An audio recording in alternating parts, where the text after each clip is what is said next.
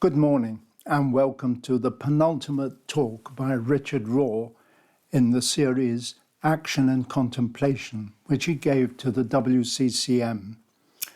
I've skipped to this last talk because of its relevance today, with our world dominated by this central problem of hate. The longer we live in this world, we are forced to ask the question, what makes so many people so mean? What makes mean-spirited people? What is behind that hate and what I just called mean-spiritedness? Maybe that's really what we see more often than overt hatred. Mean-spiritedness is unfortunately here to stay. Hate is for some reason healthy. Hate works in a lot of immediate and seemingly good ways. It unites a group very quickly, far quicker than love. It unites the disparate parts of your own ego very quickly. The ego is formed by contraction, by antagonism, while the soul is formed by expansion. Expansion doesn't come easily because we've got to let down our barriers, and no one wants to do that. Contraction, whereby you can eliminate another person, write them off, exclude them, torture them, expel them, immediately gives you a sense of boundary definition, boundary superiority. Hatred, mean-spiritedness gives a person identity, even if it is a negative one. We'd sooner have a negative identity than be nothing, empty, simply who we are in God. Hatred takes away all doubts and free-floating anxiety, even if in a false way. It feels superior and feels in control. Hate settles the dust and the ambiguity that none of us like. Hate is much more common and is, I'm sad to have to say it as a priest, but I think it is much more immediately effective than love. Hate makes the world go round.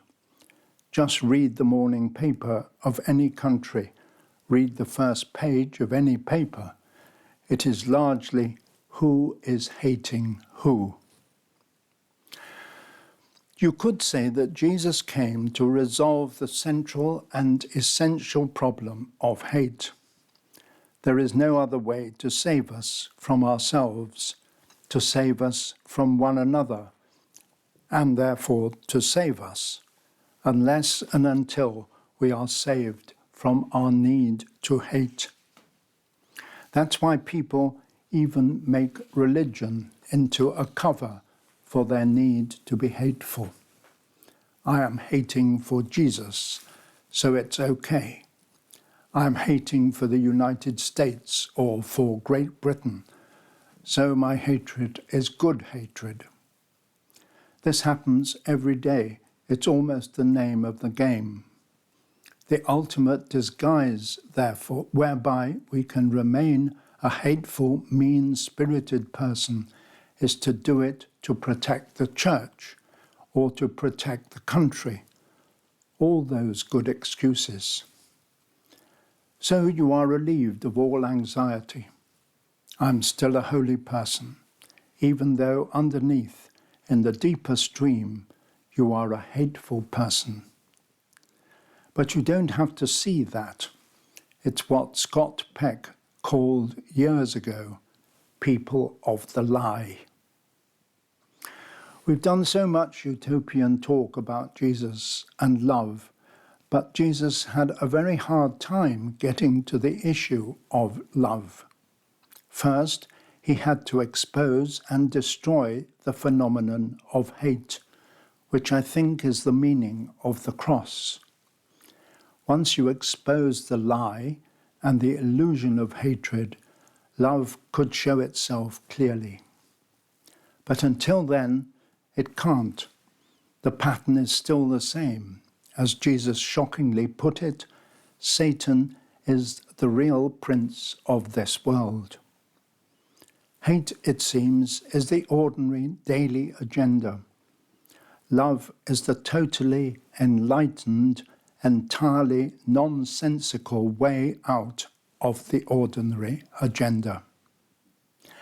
The Gospel presents the dilemma in a personal and cathartic narrative that grounds the whole issue in history and in one man's enlightened response to that history.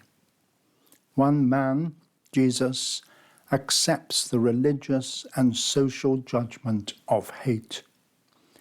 We have both church and state, both Pilate and Caiaphas, both power systems declaring him unworthy, declaring him a sinner, wrong, the problem.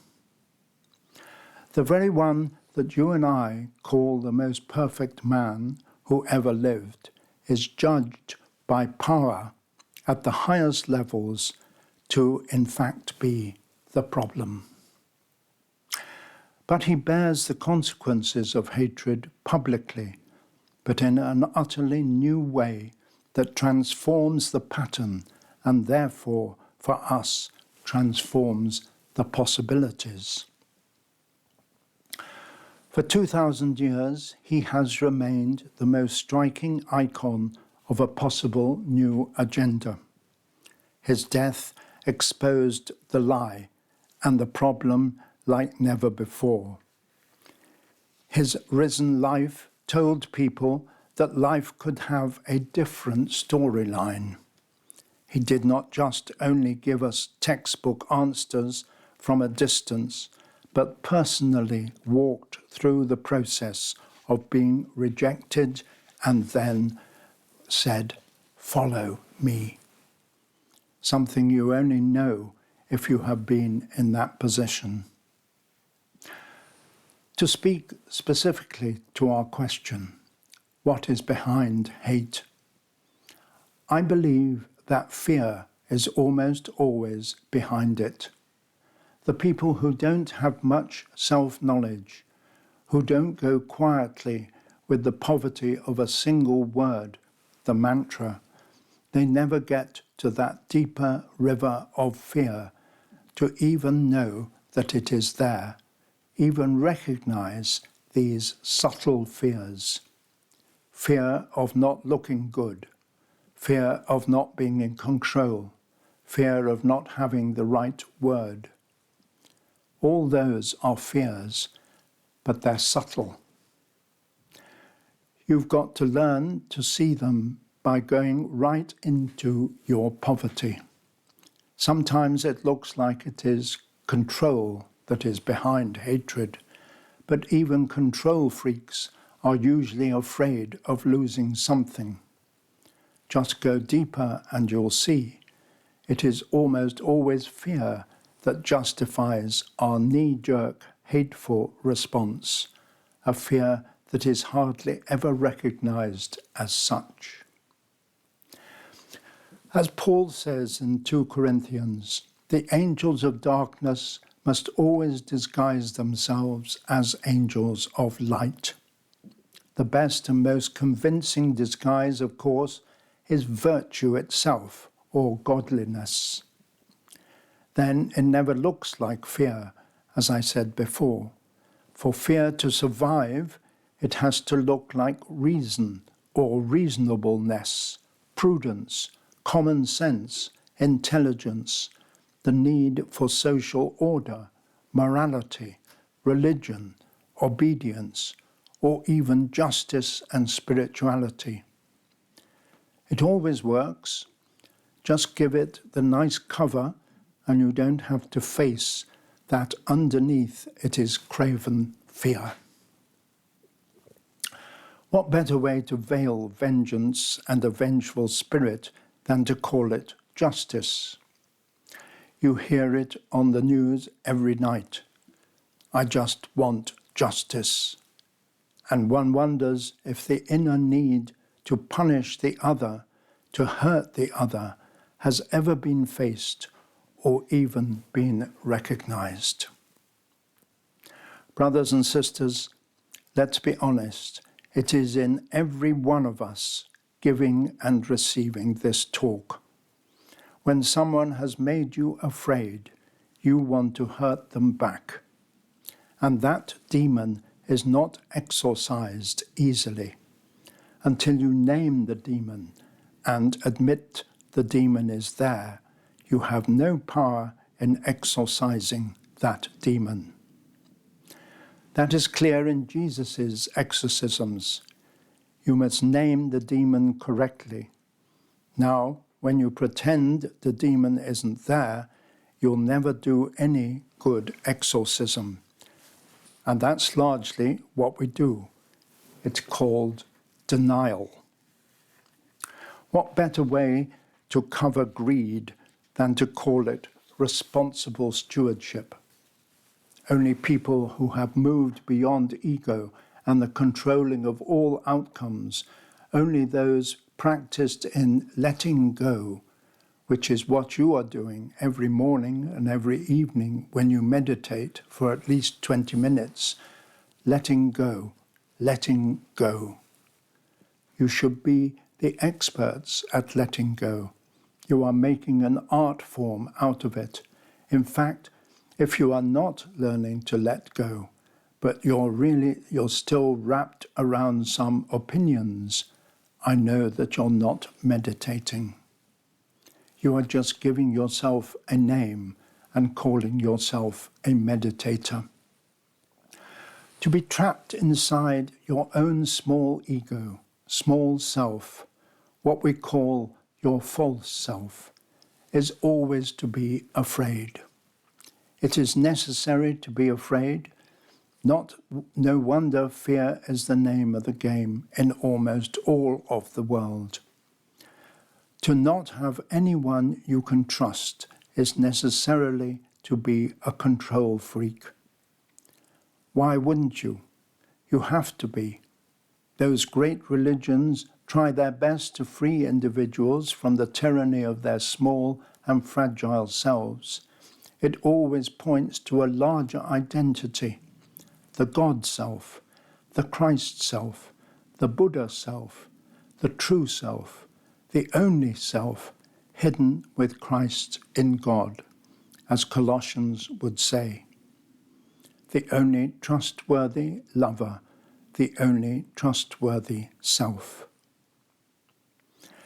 Healthy and true religion, like Jesus himself tells you that there is someone you can trust. You do not have to create all the patterns, and you do not have to fix all the patterns. You do not have to explain all the failures. You know you are simply in the stream that we call the mystery of death and resurrection, the Paschal mystery. What else would be the beginning of peace?